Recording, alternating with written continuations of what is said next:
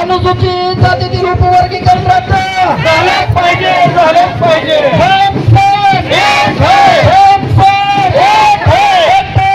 बाबासाहेब आंबेडकरांचा जय असो. बाबासाहेब आंबेडकरांचा जय असो.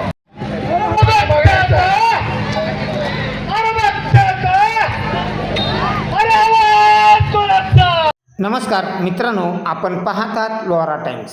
लोहारा टाइम्समध्ये आपलं स्वागत आहे. अनुसूचित जाती प्रवर्गातील उपवर्गीकरणाचा प्रस्ताव रद्द करण्याच्या मागणीसाठी लोहारा येथे अनुसूचित जाती उपवर्गीकरण विरोधी कृती समितीच्या वतीने भव्य मोर्चा काढण्यात आला. या मोर्चामध्ये अनुसूचित जाती प्रवर्गातील सर्व जातींचे प्रतिनिधी यांनी समाजबांधव मोठ्या संख्येने सहभागी झाले होते. मोर्चा छत्रपती शिवाजी महाराज चौकातून भारतरत्न डॉक्टर बाबासाहेब आंबेडकर चौक तसेच आझाद चौक मार्गे तहसील कार्यालयावर धडकला. यावेळी झालेल्या सभेत अनेक मान्यवरांनी मनोगत व्यक्त केले. त्यांची संपूर्ण प्रतिक्रिया व मनोगत आपण पाहू शकता लोहारा टाइम्सवर. या प्रसंगी महाराष्ट्र राज्याचे मुख्यमंत्री यांना लोहारा तहसीलदारमार्फत निवेदन देण्यात आलं. या प्रसंगी अनेक मान्यवरांनी आपले मनोगत व्यक्त केले, ते आपण पाहू शकता लोहारा टाइम्सवर. प्रथमतः या भव्य अशा मोर्चा दरम्यानचे काही क्षणचित्रे आपण पाहू शकता लोहारा टाइम्सवर. पाहत रहा लोहारा टाइम्स.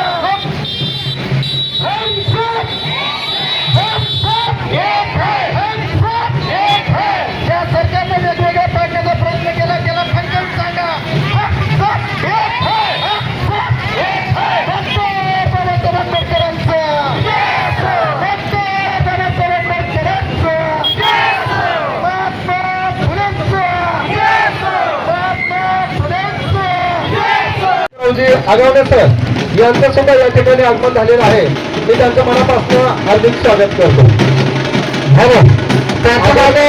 आदरणीय सिद्धार्थजी शिंगारे सर व अजयजी सुरेने सर यांचं सुद्धा या ठिकाणी मी मनापासून हार्दिक स्वागत करतो. आणि मान्यवरांच्या सहमतीनं सुरू झालाय असं जाहीर करतो. DJ वाल्याला विनंती आहे की कृपया आपण हळूहळू थोडंसं पुढे जायचं आहे आणि उपस्थित सर्वांना विनंती आहे की आपण शांततेच्या मार्गानं आपण ज्या लाईन केल्यात त्या लाईन मोर्चाच्या शेवटपर्यंत पोलीस तोडणार नाही. आपण सर्वजण अगदी लाईनमध्ये या मोर्चामध्ये सहभागी होणार आहोत. आदरणीय मार्गदर्शक नेते दिलीपजी भालेराव साहेब यांचं सुद्धा या ठिकाणी आगमन झालेलं आहे. त्यांचंही अनुसूचित जाती उपवर्गीकरण विरोधी कृती समितीच्या वतीने मनापासून हार्दिक स्वागत करतो. जातीतील उपवर्गीकरणाच्या नावाखाली अनुसूचित जातीचे 59 जातींची वज्रमुठ डॉक्टर बाबासाहेब आंबेडकरांनी संविधानाच्या माध्यमातून घातली होती. त्या वज्रमुठीला कुठेतरी धोका देऊन जाती जातीमध्ये तेढ निर्माण करून द्वेष निर्माण करून फोड आणि राज्यकरा ह्या नीतीचा अवलंब सुरू केला आहे. आणि जे बाबासाहेब आंबेडकरांनी राज्यघटनेच्या माध्यमातून आरक्षणाच्या माध्यमातून ज्या लोकांचा सामाजिक शैक्षणिक दर्जा उंचावला नाही अशा लोकांना सुधारण्यासाठी जी संधी दिली होती त्यामध्ये कुठेतरी द्वेष निर्माण करण्यात आणि फूट पाडण्याचं कटकार असतात या सरकारनं सुरू केल्याच्या निमित्तानं त्याच्या विरोधात आज आपण लोहारा तालुका कृती समितीच्या वतीनं या आरक्षण विरोधी कृती समितीच्या वतीनं हा महामोर्चाचं आयोजन करण्यात आलेलं आहे. सर्वप्रथम या महामोर्चाच्या माध्यमातून उपस्थित असलेल्या सर्वच लोहारा तालुकावासियांचं उमरगा तालुकावासियांचं तुळजापूर बीडवरून आलेले आदरणीय शिंगारे साहेब त्याचबरोबर राष्ट्रीय चर्मकार संघाचे राष्ट्रीय अध्यक्ष आदरणीय आगावणे सर त्याचबरोबर सिद्धार्थजी शिंगारे सर अजयजी सरोदे उमरग्यावरून उपस्थित असलेले आमचे मार्गदर्शक आदरणीय हरीशजी डावरे साहेब तुळजापूर तालुक्यातून उपस्थित असलेले आमचे मार्गदर्शक आरोजी लोखंडे साहेब गोलेजी बैरामकर आदरणीय SK चेले साहेब सफल होत आहे. त्याचबरोबर लोहारा तालुका अनुसूचित जाती उपवर्गीकरण विरोधी कृती समितीचे सर्व पदाधिकारी यांच्या हस्ते या ठिकाणी हे पूजन संपन्न झालेलं आहे. भीम भगवान की भारतीय संविधानाचा जय भीम. जातीच्या बाहेरचे सुद्धा काही मंडळी या उपवर्गीकरणाला विरोध करण्यासाठी या मोर्चाला पाठिंबा देण्यासाठी उपस्थित झालेले आहेत. त्यांचं सुद्धा मी शब्द सुमनाने मनापासून हार्दिक स्वागत करतो. आणि एक वेळेस परत एकदा आपण महामानवाच्या नावाने घोषणा देऊयात आणि मग आपण या मोर्चाच्या सभेला सुरुवात करूयात. मार्गदर्शक म्हणून ज्यांच्या नेतृत्वाखाली बीड पासून मुंबई पर्यंतचा प्रवास साधारण 350 ते 400 किलोमीटरचा प्रवास ज्यांनी टप्प्याटप्प्याने पार केला आणि 16 दिवस ऊन वारा पाऊस याची कसली तमा न बाळगता प्रत्येक तालुक्यात प्रत्येक गावागावामध्ये थांबून ज्यांनी ह्या उपवर्गीकरणाच्या विरोधात रान पेटवलं आणि हा मोर्चा सरकारच्या दरबारी मुंबईपर्यंत पोहोचवून आपल्या सगळ्यांच्या भावना आणि संवेदना जनसामान्यांच्या उपवर्गीकरणाच्या विरोधात असलेलं धोरण आणि मत सरकारच्या कानठळ्या उघडेपर्यंत ज्यांच्या माध्यमातून मुंबईपर्यंत पोहोचलं की आपल्या महाराष्ट्राची मुलुकमय झाली प्राध्यापक सिद्धार्थजी शिंगारे सर यांचं स्वागत करण्यासाठी मी आदरणीय नितीनजी सीतापुरे यांना विनंती करतो की त्यांनी आदरणीय शिंगारे सरांचा या ठिकाणी स्वागत सत्कार करावा. अनुसूचित जाती उपवर्गीकरण विरोधी कृती समितीच्या वतीनं आयोजित करण्यात आलेल्या मोर्चाच्या निमित्तानं सभेसाठी उपस्थित सर्वांचं परत एक वेळेस स्वागत करून या कार्यक्रमाचं प्रास्ताविक करण्यासाठी लोहारा तालुका अनुसूचित जाती उपवर्गीकरण विरोधी कृती समितीचे सन्माननीय मार्गदर्शक आमचे नेते आदरणीय जालेंद्र भाऊ कोजने नगरसेवक लोहारा नगरपंचायत यांना विनंती करतो की त्यांनी या मोर्चाचं प्रास्ताविक या ठिकाणी करावं अशी त्यांना विनंती करतो. आदरणीय जालेंद्र भाऊ कोकणे यांच्या नेतृत्वाखाली हा मोर्चा आपण आयोजित केलेला आहे. त्यांच्या पुढाकारातून हे भव्य स्वरूप आपल्याला पाहायला मिळते. त्यांचं आपण मार्गदर्शन घ्यायचे. जय भीम. महामानव डॉक्टर बाबासाहेब आंबेडकर यांना नतमस्तक होऊन या मोर्चामध्ये बोलण्याचा प्रयत्न करतोय. आज लोहारा नगरीमध्ये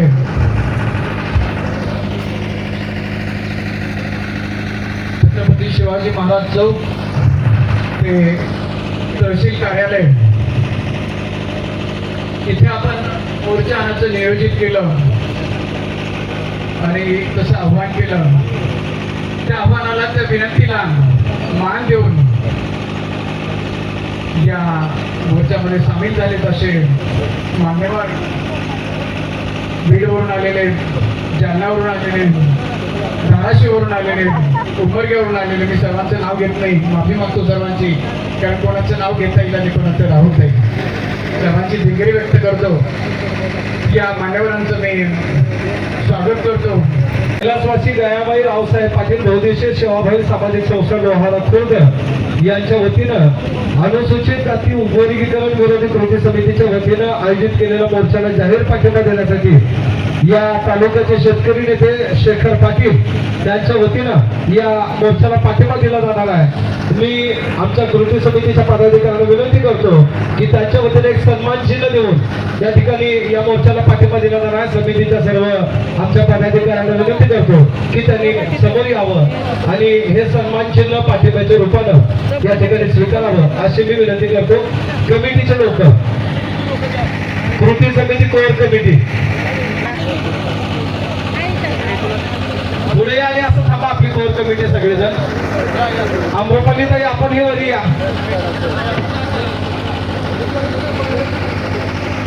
बॅकला व्हा. आपण सगळेजण निघतो त्याच्यामध्ये. आणि या मोर्चाला या ठिकाणी पाठिंबा दिल्याबद्दल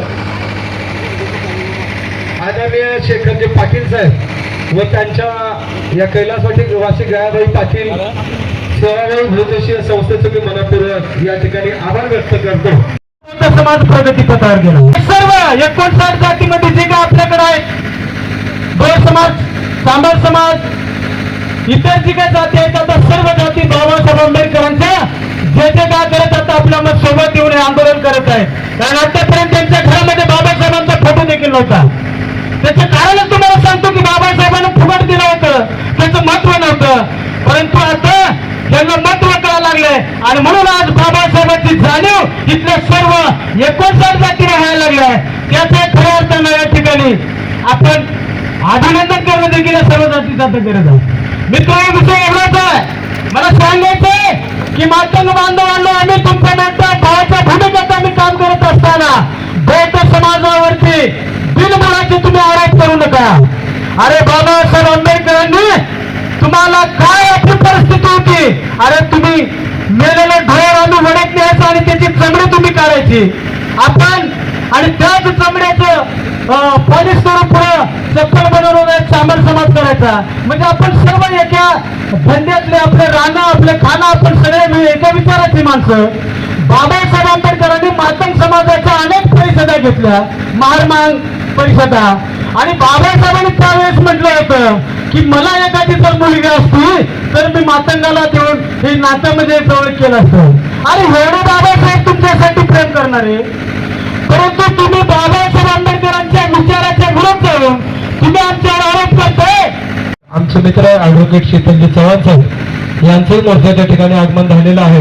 मी लोहारा तालुका आरक्षण उपवर्गीकरण विरोधी कृती समितीच्या वतीनं त्यांचं स्वागत करतो.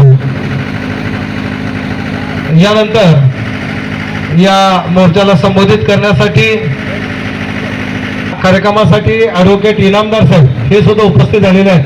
त्यांचं सुद्धा मी मनापासून हार्दिक स्वागत करतो आणि लागलीच चव्हाण साहेबांना विनंती करतो की त्यांनी या मोर्चाला संबोधित करावं.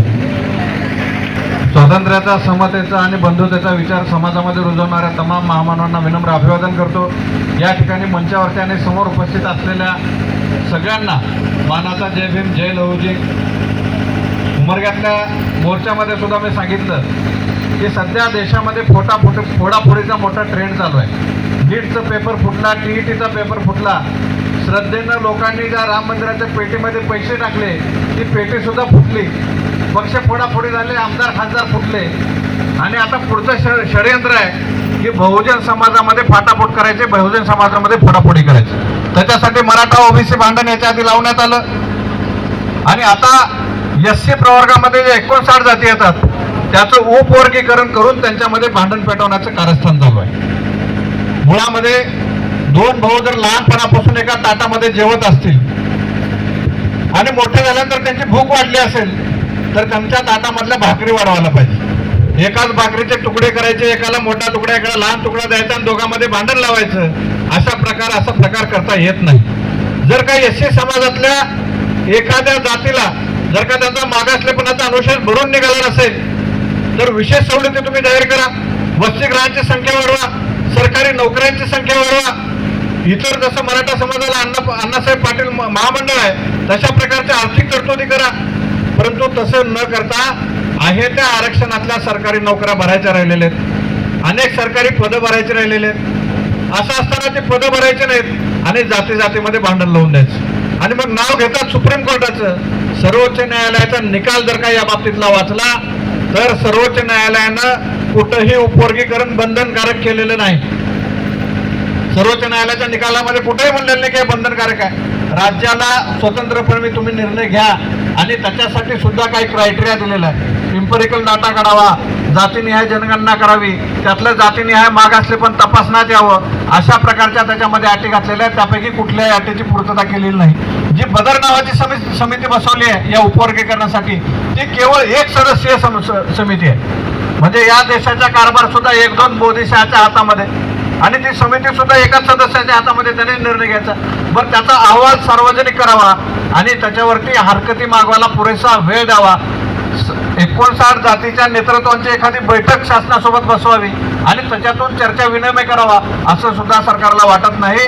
म्हणून कुठला तरी निर्णय घाईगडबडीमध्ये घ्यायचं, सर्वोच्च न्यायालयाच्या आदेशानुसार आम्ही हे करतोय असं सांगायचं आणि या समाजामध्ये एससीतल्या ज्या उपजाती आहेत 59 जाती आहेत त्यांच्यामध्ये आपापसात भांडण लावायचं कारस्थान चालू आहे.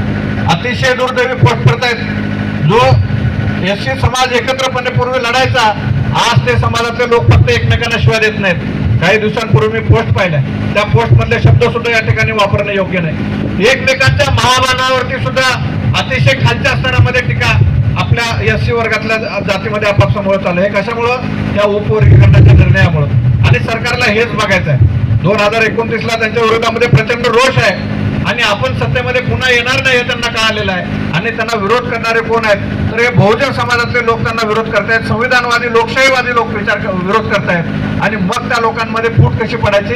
तर हे उपवर्गीकरण अशा प्रकारचं आणायचं, जातीमध्ये फूट पडायची, अशा प्रकारचं हे कारस्थान आहे. आरक्षण अप्रत्यक्षरित्या संपवण्याचे अनेक कारस्थानं चालू आहेत. खाजगीकरणाच्या विरोधामध्ये सुद्धा आपण तेवढंच रेटून बोललं पाहिजे. कारण जर का खाजगीकरण झालं सगळ्या सरकारी संस्थांचं तर खाजगी संस्थांमध्ये आपल्याला आरक्षण मिळत नाही. नोकऱ्यांमध्ये कंत्राटीकरणाचं धोरण आणलंय. ज्या ठिकाणी कंत्राटी पद्धतीनं नोकरदार नेमले जातात त्या ठिकाणी सुद्धा आरक्षणाचा लाभ घेता येत नाही. म्हणून खाजगीकरणाच्या आणि कंत्राटीकरणाच्या विरोधात सुद्धा आपण एवढ्याच जोमानं लढलं पाहिजे. आणि तिसरा महत्वाचा मुद्दा आहे की ही भांडणं नेमकं लावायची काय आहेत? आपली तुमची आमची ताटातूट व्हावी हा तर उद्देश आहेच, परंतु त्याच्या पलीकडे सुद्धा आरक्षणावरून जातीमध्ये जर का भांडणं या देशामध्ये पेटली तर मग शेवटी वैतागून एक टूम काढायची की आरक्षणावरून जर का भांडणं होत असतील तर हे आरक्षणच नको, आरक्षणच बंद करून टाकू. कारण त्यांना आरक्षण मुळामध्ये संपवायचं आहे. आणि आरक्षणावरून या देशामध्ये एवढे भांडणं पेटवायचे जातीमध्ये की शेवटी मग अशी मागणी करता येईल की ही सगळी भांडणं कशामुळे होत आहेत? तर आरक्षणामुळे होत आहेत. मग आपण असं करू, आरक्षणात संपवून टाकू, आर्थिक नकाशावरती आरक्षण देऊ, अशा प्रकारची टूम काढली जाऊ शकते. या देशामध्ये 3% असलेल्या समाजाला 10% EWS आरक्षण आहे. EWS मध्ये कोण आहे? सवर्ण समाज. आता मराठा सुद्धा नाही, मराठाला सुद्धा SC-BC देऊन EWS मधून काढलंय. बरं, ज्या समाजाला 10% आरक्षण आहे EWS मधून त्यांची संख्या किती आहे? 2.5 ते 3%. म्हणजे आज सुद्धा या देशामध्ये सगळ्यात जास्त आरक्षणाचा लाभ जर कोण घेत असेल तर या देशातल्या सवर्ण जाती घेत आहेत. आणि आम्हाला म्हणजे उपवर्गीकरणामध्ये टाकून भांडण लावायचं, मराठा OBC भांडण लावायचं, फंडिंग करून स्पॉन्सर्ड मोर्चे काढायचे, अशा प्रकारचं सगळं वातावरण चालू आहे. आणि म्हणून मी माझ्या मातंग बांधवांना सुद्धा समजावून सांगू इच्छितो की आमचा लढा या उपवर्गीकरणाला विरोध करणारा जो लढा आहे तो मातंग समाजाच्या विरोधामध्ये नाही. तुम्हाला इतर काही सवलती द्यावेत याच्यासाठी आम्ही सगळेजण मिळून प्रयत्न करू, परंतु हे आपल्यामध्ये फूट पाडण्याचं जे कारस्थान आहे त्याला तुम्ही विरोध केला पाहिजे. अण्णाभाऊ साठेंनी त्यांची लेखणी बाबासाहेबांना समर्पित केलेली आहे. ही आपल्यामधली जी एकजूट आहे ती एकजूट बुलंद ठेवण्यासाठी मातंग समाजातल्या लोकांनी सुद्धा बहुसंख्येनं पुढाकार घ्यावा.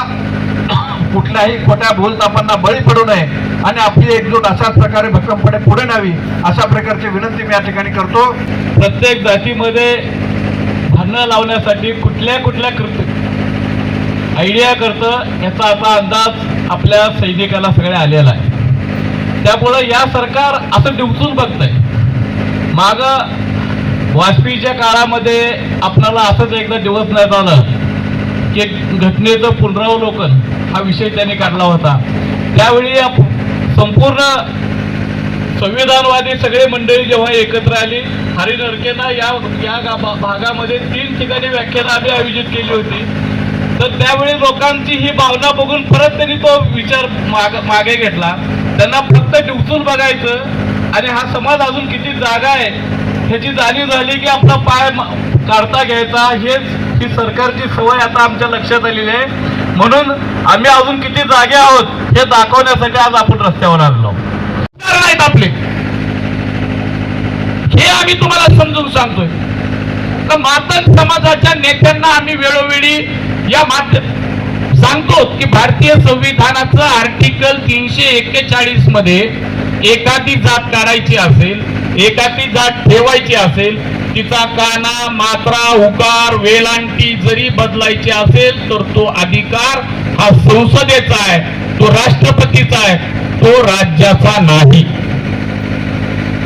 हे आम्ही वारंवार सांगतोय. देवेंद्र फडणवीस, एकनाथ शिंदे सांगतायत की नाही सुप्रीम कोर्टाचा निर्णय, सुप्रीम कोर्टाचा निर्णय. अरे वागा हो, आंबेडकरी चळवळीतल्या तरुणांना, युवकांना, विचारवंतांना तुम्ही सांगू नका की सुप्रीम कोर्टाचा निर्णय, सुप्रीम कोर्टाचा निर्णय. आम्ही इसकटून सांगायला सुरुवात केली की 26 नोव्हेंबर 1949 ला भारतीय संविधान संसदेमध्ये मांडण्यात आलं. 26 जानेवारी 1950 ला भारतीय संविधान लागू झालं. त्याच्या 2 दिवसानंतर म्हणजे 28 जानेवारी 1950 ला आर्टिकल 124 ते 147 च्या अनुषंगानं इथल्या सुप्रीम कोर्टाची निर्मिती झाली. मग आम्ही तुम्हाला सांगतोय की या देशामध्ये सुप्रीम कोर्ट सुप्रीम नाही तर भारतीय संविधान सुप्रीम आहे. समजून घ्यायला तयार नाहीत. ते 10 वेळेस तेच सांगतोय देवेंद्र फडणवीस. मातंग समाजाच्या सर्व नेत्यांना आम्ही वेगवेगळ्या माध्यमातून त्यांना ज्या ज्या ठिकाणी आम्हाला संधी मिळाली आम्ही त्यांना एक मागणी करतोय, त्यांना आम्ही एक आवाहन करतोय, आम्ही त्यांना एक विनंती करतोय की क्रांतीवीर लहुजी साळवे मातंग समाज अभ्यास आयोग 2003 ला काँग्रेसच्या काळामध्ये नेमला. तो नेमल्यानंतर त्या आयोगानं ग्रामीण भागामध्ये, शहरी भागामध्ये, वाड्या वस्त्यावर मातंग समाजाची परिस्थिती, त्याचं शैक्षणिक, आर्थिक, सामाजिक मागासलेपण तपासलं आणि हे तपासल्यानंतर 2008 ला तो अहवाल बार्टीला सादर केला. तो सादर करत असताना एक गंमत झाली. त्याच्यामध्ये अध्यक्षाचे आणि उपाध्यक्षाचे भांडण झाले. अध्यक्षानं वेगळा अहवाल सादर केला आणि उपाध्यक्षानं अहवाल वेगळा सादर केला. दोन्ही अहवाल बार्टीनं स्वीकारले. आजही तुम्ही जर पाहायला गेलात तो मातंग समाजाचा जो अभ्यास आयोग मांडला होता त्याचा जर अहवाल आजही तुम्ही पाहिला तर त्याच्यावर अध्यक्षाची सही नाही. 2011 ला या आयोगावर अभ्यास करून त्याच्यामध्ये काही शिफारशी काढल्या. त्या 82 शिफारशी होत्या, पैकी ज्या 14 शिफारशी होत्या त्या असंवैधानिक होत्या. त्या अशा की त्याच्यामध्ये मातंग समाजाचे जे काही आयोग नेमला होता त्याच्यामध्ये त्यांनी एक त्यांची शिफारस मांडली होती की मातंग समाजाला ग्रामीण भागामध्ये, शहरी भागामध्ये एकटं पाडून मारलं जातं, मंदिरात मारलं जातं. गरज नाही जायची. मंदिरात मारलं जातं, भानुमानाच्या पारावर मारलं जातं. त्याच्यामुळं आम्ही असुरक्षित आहोत. मग जसं शीख धर्मीयांना तलवार वापरण्याची मुभा आहे, त्यांना त्याची परवानगी आहे, त्या पद्धतीनं आम्हाला देखील शस्त्र परवाना द्यावा, आम्हाला बंदुकीचा परवाना द्यावा. अशा त्यांच्या 14 असंवैधानिक शिफारशी होत्या त्या अमान्य केल्या. त्याच्यामध्ये ज्या 68 शिफारशी होत्या त्यांना मात्र शासन निर्णय काढून मान्यता दिली. आता त्याच्यामध्ये मातंग समाजाचं असं म्हणणं आहे की आम्ही शैक्षणिक दृष्ट्या मागासलेलो आहोत.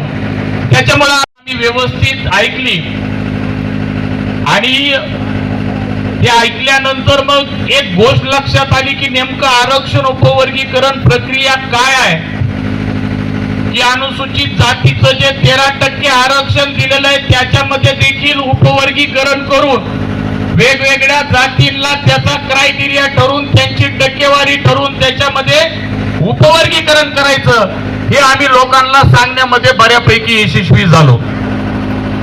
त्यानंतर 15 एप्रिलला आम्ही बीडमध्ये बैठक कॉल केली. 16 तारखेला 400-450 लोकांच्या उपस्थितीमध्ये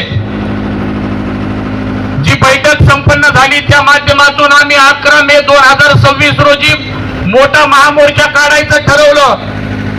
महाराष्ट्रामध्ये नांदेड असेल, नांदेडमध्ये पहिले निदर्शने झाले आणि दुसरं महामोर्चा हा बीड मधून झाला. ज्यावेळेस आम्ही या सगळ्या प्रकरणाची माहिती घेत होतो त्यावेळेस आम्हाला एक गोष्ट लक्षात आली की या ठिकाणी या राज्य शासनाला 2 जातीच्या विरोधामध्ये भांडणं लावायचे आहे. ते भांडणं यासाठी लावायची की या देशामध्ये लढाऊ आणि आक्रमक जात जर कोणती असेल तर ती महार आणि मान या 2 जाती आहेत आणि या 2 जातीमध्ये जर भांडणं लावले तो त्यांचा जो स्वार्थ आहे तो साधण्यामध्ये ते यशस्वी होतील. म्हणून त्यांनी त्यांच्या पद्धतीनं या राज्य शासन उपवर्गीकरणाचा डाव बाहेर काढला आणि मग महार मांगाला शिव्या द्यायला लागला, मांग महाराला शिव्या द्यायला लागला. प्रत्येक जण आपापल्या पद्धतीनं मांडणी करू लागला. परंतु आमच्यात पण आंबेडकरवाद जिवंत आहे, आमच्यातला आंबेडकरवाद जिवंत आहे म्हणून आम्ही हा विचार केला, महामोर्चा यशस्वी केला आणि महामोर्चा झाल्यानंतर आम्ही ठरवलं की आता जिल्ह्यापुरतं मर्यादित राहायचं नाही. कारण या आरक्षण उपवर्गीकरणाचा लढा, आरक्षण उपवर्गीकरण काय हे प्रत्येक आंबेडकरी चळवळीमध्ये म्हणण्यापेक्षा अनुसूचित जातीतल्या 59 जातीला माहिती झालं पाहिजे ही आम्ही प्रमुख भूमिका आमची पुढे ठेवली. मतदारसंघ का मागितले होते? आता आम्ही निवडणुकी हा मतदारसंघ राखीव मतदारसंघ आहे, परंतु त्या राखीव मतदारसंघामध्ये आम्हाला जाणून बुजून टाळलं जातं जातीला. म्हणून आपल्याला भविष्य काळात स्वतंत्र मतदारसंघाचीच मागणी करायची आहे. आपल्याला आता आरक्षणच्या ह्याच्या त्या भानगडीत करायचं नाही. मी आपल्या पुढे जास्त बोलणार नाही. बांधवांनो, 28 तारखेला धाराशिवला, 28 तारखेला धाराशिवला लातूर सारखा प्रचंड असा मोर्चा आपल्याला काढायचा आहे. तर ह्या मोर्चाला सर्व तिथं उपस्थित असलेल्या माझ्या माता भगिनी कोण कोण येणार आहे मोर्चाला सगळ्यांनी हात वर करा.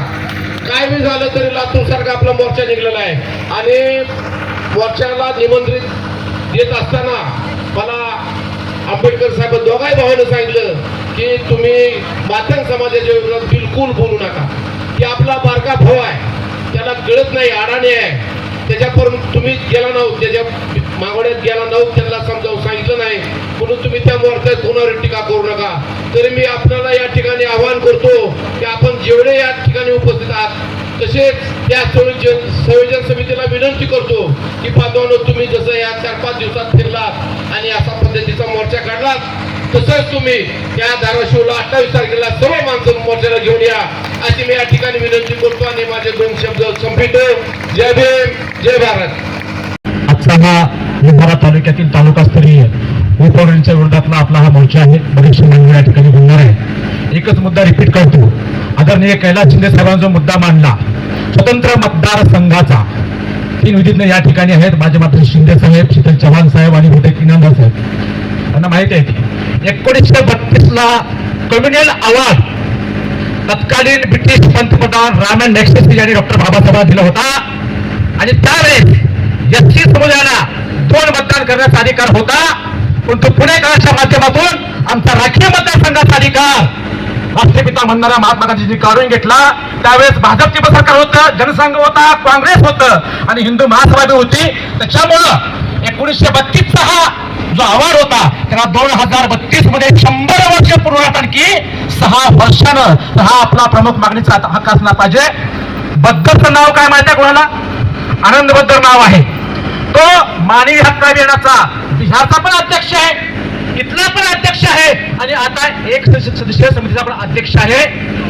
संविधानाच्या 338 कलमानुसार जर बाबासाहेबांनी त्या ठिकाणी राष्ट्रीय मागासवर्गीय अनुसूचित जाती जमातीच्या आयोगाची स्थापना केलेली आहे, ज्याला आपण म्हणतो national commission for schedule caste. त्याच्यामध्ये 5 सदस्य आहेत आणि 5 सदस्यांची नियुक्ती राष्ट्रपती करतात, अध्यक्ष, उपाध्यक्ष आणि 3 सदस्य. या कमिटीकडे जर हा प्रश्न दिला असता तर हा प्रश्न एवढा निर्माण झाला नसता, परंतु जाणीवपूर्वक हा एक सदस्य समिती बद्दरला नेमलं आणि जाणीवपूर्वक 2 समाजामध्ये भांडणाचं काम या ठिकाणी या शासनाने केलेलं आहे. संविधानाच्या मूळ उद्देशिकेला, त्या ढाच्याला, त्या फ्रेमवर्कला, त्या चौकटीला बाधा आणणारा हा निर्णय आहे. 2004 या प्रकरणात सुनावणी झाली होती, परंतु 5 जजनी याच्या विरोधामध्ये निकाल दिला होता. काय दिला होता? अशा प्रकारचं उपयोग करणं योग्य नाही. परंतु 1 ऑगस्ट 24 7 जजनी, 7 न्यायाधीशांनी 6+1 आणि त्याच्यामध्ये आपले एक जज होते भूषण गवई साहेब आणि म्हणून त्यांना बक्षीस भेटलं चीफ जस्टिस ऑफ इंडिया. ही निषेधाची बाब आहे. अतिशय चांगला मोर्चा ठिकाणी केलेला आहे. एकच विनंती करतो की शिंदे साहेबांनी म्हटल्याप्रमाणे 28 तारखेला धाराशिव जिल्ह्याचा मोर्चा होणार आहे. धाराशिव जिल्ह्याचा, लातूरच्या तोडीमध्ये, बीडच्या तोडीमध्ये, नांदेडच्या तोडीमध्ये आपला मोर्चा झाला पाहिजे. माझ्या भगिनींना विनंती आहे, तुम्ही सगळ्या बचत गटामध्ये आहात, तुम्ही ग्रामसंघामध्ये आहात का नाही? पैसा शिल्लक आहे का नाही खात्यावर? गाडी करा, खुदर गाडी करा. एका बाईनं 10 बाया घेऊन राष्ट्रमाताजीचा उत्सव बार्शी नाका धाराशिवला 28 तारखेला सकाळी 10 वाजता भाकरी बांधून लेकरा बाळासाठी पोचायचं आहे. ही आपली जबाबदारी आहे. बाबासाहेबांच्या संविधान वाचवण्याकरता आपण सर्वांनी कामाचं खरं तरी हरकत नाहीये, पण तू सर्वांनी येणार का? आवाज मोठा पाहिजे. फुका लागलेत काय? सर्वांनी येणार का? एकच घोषणा थांबतो. मी म्हणतो आवाज दो. तुम्ही काय म्हणायचं? हम एक है. आवाज दो. अरे सुरात म्हणा, प्रल्हाद शिंदे आपले आहेत. पद्मश्री भेटला असतं पण जात आमची 3 आहे ना. अरे आवाज दो. हम एक है. काय? अरे आवाज दो. हम एक है. अरे आवाज दो. हम एक है. धन्यवाद. जे चर्मकारांचा आणि ढोल समाजाची प्रगती झाली आणि हा देखील खोटा प्रचार केला जात आहे की महार समाजाची प्रगती झाली. ऍक्च्युली हा षडयंत्र आहे. खरी प्रगती या देशामध्ये उच्चवर्णीयांची झालेली आहे. त्यांच्याकडे हजारो एकर जमीन आहेत, उद्योगधंदे आहेत, व्यवसाय आहेत, नोकरीमध्ये 70-80% लोक आहेत. आमचे लोक आता कुठे पोट भरायला लागलेले आहेत, आता कुठे छोट्या मोठ्या सर्व्हिसला यायला लागलेल्या आहेत. ट्रान्सपोर्टमध्ये 22% फक्त 12% रिझर्वेशन भरलेलं आहे. क्लास 3 मध्ये 12% भरलेले आहेत 22%पैकी. क्लास 1 मध्ये 4% भरलेलं आहे. आम्हाला हे जे रिझर्वेशन दिलं हे या देशातल्या शाहू महाराजांनी आम्हाला रिझर्वेशन दिलेलं आहे. सयाजीराव गायकवाडनी आम्हाला रिझर्वेशन दिलेलं आहे. 1902 ला शाहू महाराजांनी आपल्या राज्यामध्ये 50% रिझर्वेशन दिलं. हे आपल्याला जग जाहीर आहे. या देशामध्ये अनेक राजे महाराजे होऊन गेले. ते राजे महाराजांनी आमच्यासाठी काही देखील केलेलं नाही. फक्त शाहू महाराज आणि सयाजीराव गायकवाड हे 2च मराठ्याचे राजे होऊन गेले, ज्यांनी आमच्याला आमच्या पोटा पाण्याची, आमच्या मान सन्मानाची किंवा आमची व्यवस्था केलेली आहे. आम्ही वर्गीकरणाच्या विरोधात का आहोत? कारण वर्गीकरण संविधानाच्या विरोधात आहे. आमचे एक मोठे नेते बोलले वर्गीकरण झालं पाहिजे पण संख्येनुसार झालं पाहिजे. ज्यावेळेस आम्ही लॉंग मार्च काढला, लोकांनी लॉंग मार्चच्या खाली लोक यायला लागले, कमेंट करायला लागले, लॉंग मार्चच्या खाली येऊन की तुमचे एक केंद्रीय मंत्री म्हणत आहेत वर्गीकरणाला पाठिंबा आहे, वर्गीकरणाला पाठिंबा आहे. आठवले साहेबांनी वर्गीकरणाला पाठिंबा दिला होता. मी म्हणलं त्यांचा पाठिंबा आहे, पण पाठिंब्याची एक अट आहे. ती अट आहे संख्येनुसार दिलं पाहिजे. जर संख्येनुसार दिलं तर कुणाला किती वाटा मिळेल तुम्हाला सांगतो. संख्येनुसार जर दिलं, महाराष्ट्रामध्ये 59 जाती आहेत. या 59 जाती जर अबकड करायचं ठरलं, 4 वाटे द्यायचे जर ठरले, 4 जर फाटे पाडले तर काय होईल? संख्या केवढी आहे तुम्हाला सांगतो. महारांची जर संख्या जी आहे 2011ची जी जनगणना आहे त्यानुसार महारांची संख्या आहे 8.5%. म्हणजे 13%तलं 8.5% महारांना मिळत आहे. संख्या आहे तेवढी. 55 जातीची संख्या 1% सुद्धा नाही, 1% सुद्धा नाही. त्या 55 जातीला फक्त 1% आरक्षण मिळत आहे. म्हणजे जर वर्गीकरण झालं, या 55 जातीचा नुकसान आहे. जे आज 13% खेळायला लागले ते 1% बंदिस्त होतील. म्हणजे 55 जातीचं नुकसान आहे. ढोर आणि चर्मकार बांधव ज्यांची संख्या अवघी 1.5% आहे, आज जे 13% खेळायला लागले उद्या 1.5% बंदिस्त होतील. म्हणून ढोर आणि चर्मकार बांधवाचा विरोध आहे. 55 आणि 2 57 जातींचा विरोध झाला, कारण त्यांचं नुकसान आहे. मातंग बांधवांचं सुद्धा यामध्ये नुकसान होणार आहे, कारण मातंग बांधवांना फक्त 2% आरक्षण मिळणार, कारण संख्या तेवढी आहे. काही लोकांना वाटत असेल 2% जरी संख्या असेल आम्हाला जास्त मिळेल, गलत आहे. कारण 1975 ला पंजाब मध्ये आरक्षणाचं उपवर्गीकरण झालं, ते संख्येनुसार झालं. हरियाणामध्ये वर्गीकरण झालं, संख्येनुसार झालं. आंध्र प्रदेशमध्ये वर्गीकरण झालं, संख्येनुसार झालं. खाली तेलंगणामध्ये वर्गीकरण झालं, संख्येनुसार झालं. खाली तमिळनाडूमध्ये वर्गीकरण झालं, संख्येनुसार वर्गीकरण झालं. फक्त कर्नाटकमध्ये तेही 1%चा फरक आहे, नाहीतर 5 राज्यामध्ये संख्येनुसार वर्गीकरण झालेलं आहे. जर महाराष्ट्रात वर्गीकरण लागू करायचं असेल तेही संख्येनुसार करावं लागेल. मग मातंग बांधवांना मिळेल 2%. जे 13% खेळायला लागलेत ते 2% बंदिस्त होतील.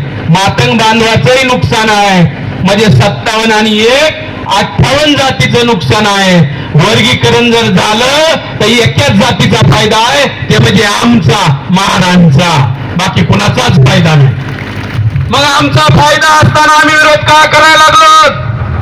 आमचा फायदा आहे तरी आमचा विरोध आहे. याचं कारण हे आहे, फायदा आणि तोटा बघून निर्णय घेणारी आमची अवलाद नाही.